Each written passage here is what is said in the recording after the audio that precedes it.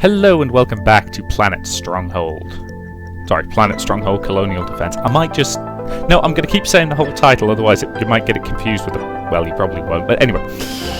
And thus depriving the heroic princess from waking you from an enchanted sleep. And plants like cotton haven't taken hold. Only in the greenhouses. And to be honest, it makes little sense to grow them when people would prefer fresh earth food. And I don't care how good the uniform is, it starts to reek of sweat. Tell me about it. I usually burn out my uniform about every 3 weeks, otherwise I tend to get a rash. Christoph, have you tried trading with the Dradens or the Maraudens? Oh, I've got a couple of people, but military police are just too damn effective at confiscating contraband. Nope. I was slipping in the Scottish voice there. It's really difficult swapping between accents on the fly like that. Shame. I was looking forward to a new silk outfit. One that goes from here down to here? As Remy might say, meow. I thought we couldn't get silk.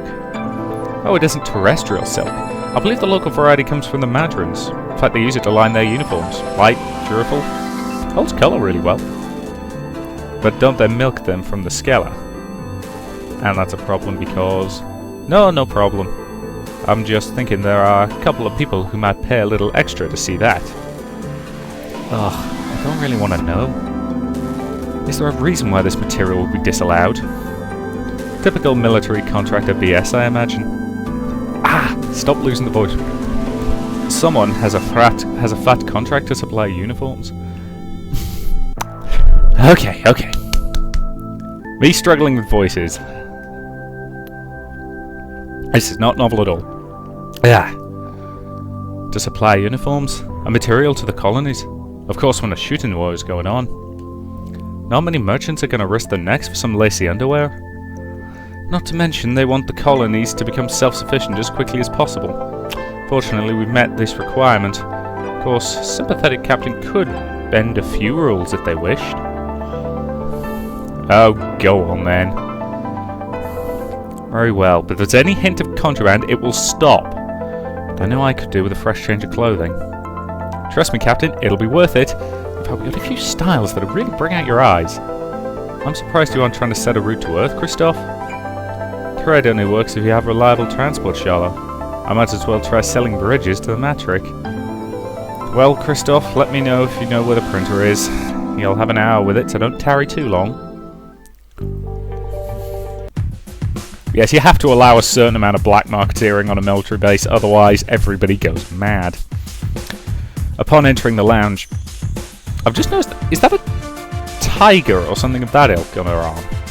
It's quite a nice tattoo, to be fair. I'm not much of a tattoo person, but you know, some people can certainly pull them off. Anyway, upon entering the lounge, you were slightly surprised to see Rigel holding Mitsuki close, face almost buried in his hair as the two moved to music, more suited to the ballroom. Okay, put your right hand in mine, your left hand on my hip. Alright.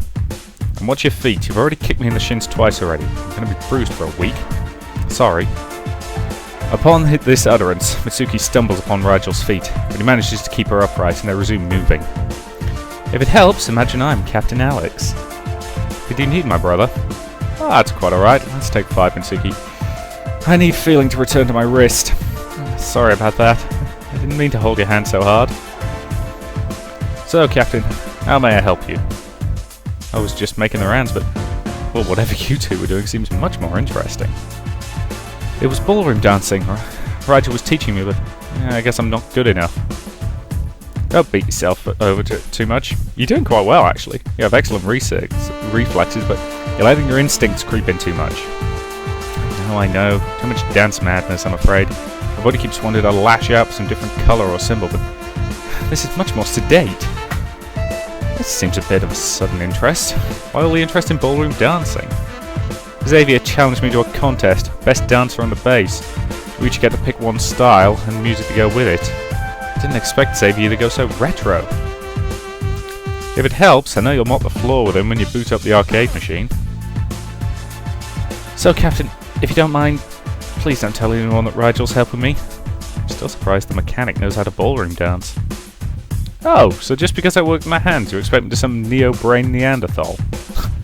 Perhaps I was looking for some hairs and brain matter and I used my wrench as a club. Sorry, that came out wrong. It's just, you don't meet many people who know ballroom dancing. True.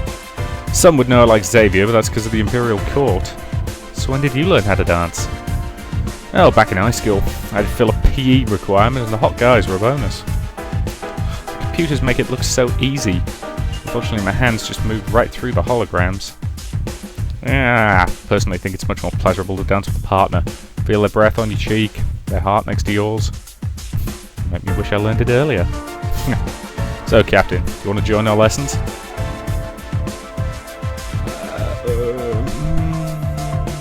Nah, I'm not much of a ballroom dancing person. I'd like to keep my limps to a minimum, so the answer's no. Well, your feet will thank you if nothing else. I am not that bad. That was enough of a break. If you'll pardon us, Captain. Let's begin once more, Mitsuki. Now to do the robot voice.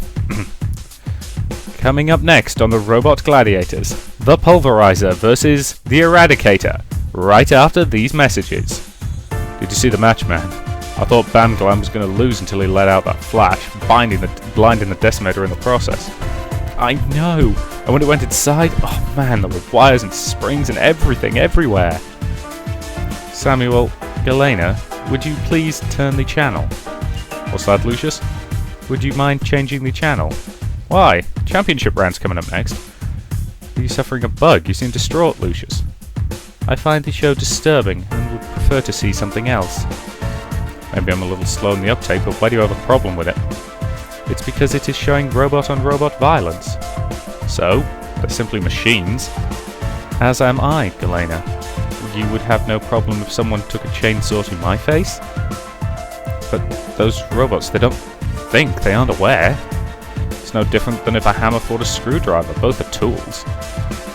Maybe not like Lucius is, but they are aware. They seek to escape danger, preserve themselves. I couldn't have phrased it better, Captain.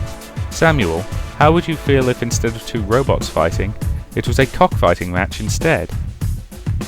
I would be sick and furious. And though constructed, I've examined some of the robotic specimens. Some of them are as advanced as any form of life you could think of.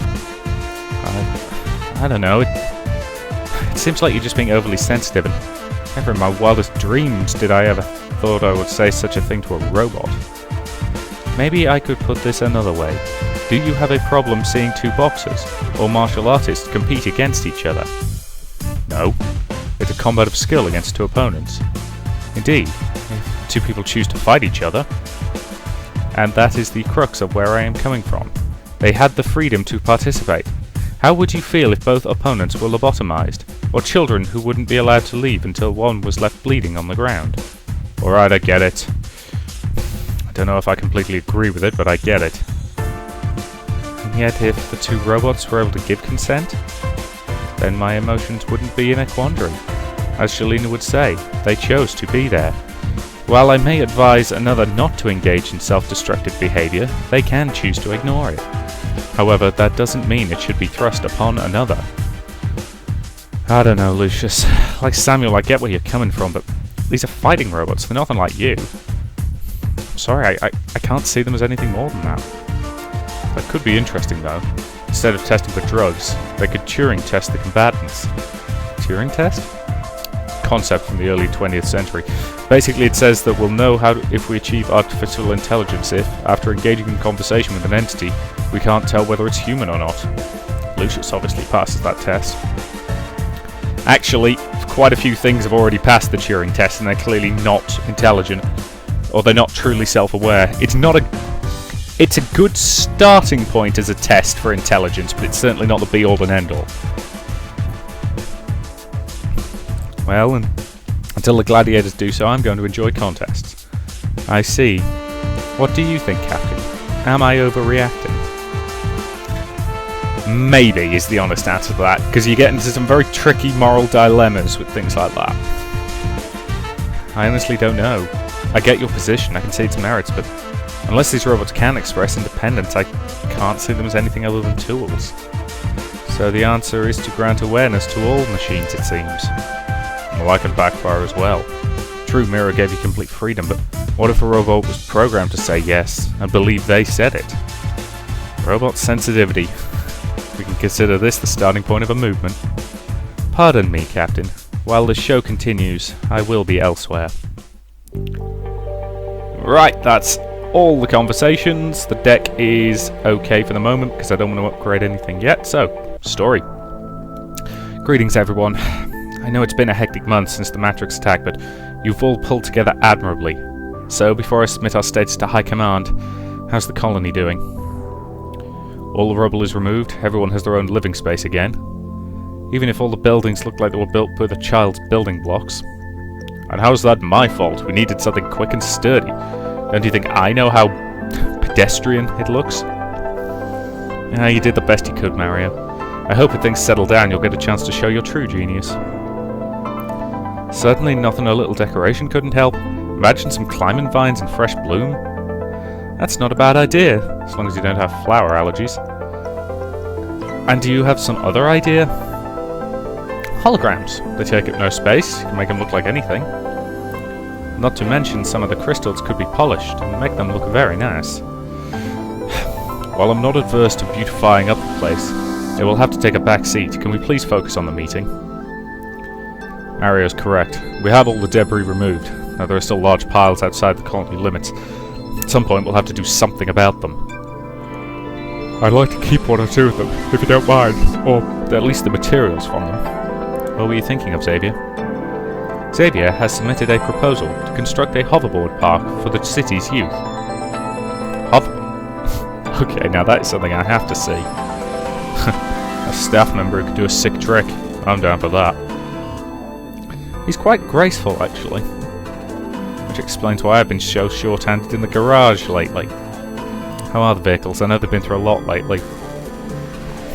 Half of them are on their last legs. I can keep the other half going, but well, let's just hope we don't run out of duct tape. Rivet coils don't grow on trees, you know. And who knows when our next supply ship is due. How's the war going back home? The military's been mum on actual progress, but I think we're holding the line. And speaking of news, where's Lola?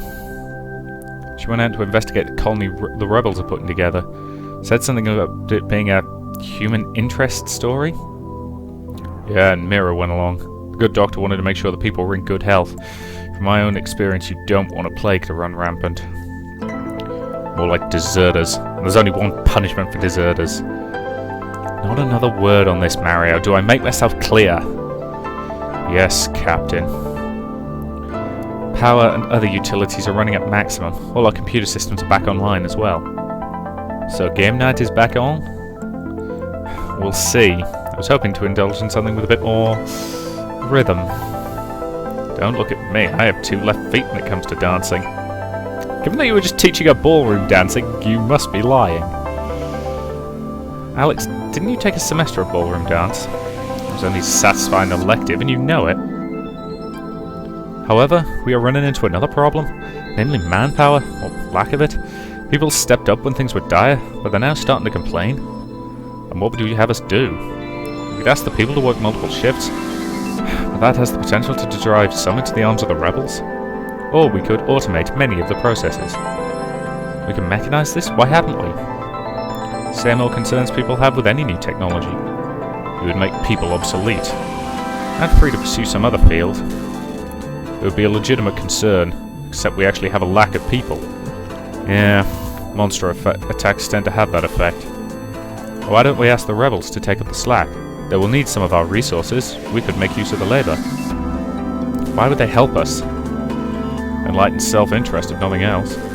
I think we should ask citizens to keep up the pace. Next mission, lower starting population. Lower starting credits. Okay, so credits are something we could always use. Okay, looking at my timer, that's probably a really good point to end this part, actually. So, thank you very much for watching, and I'll see you in the next.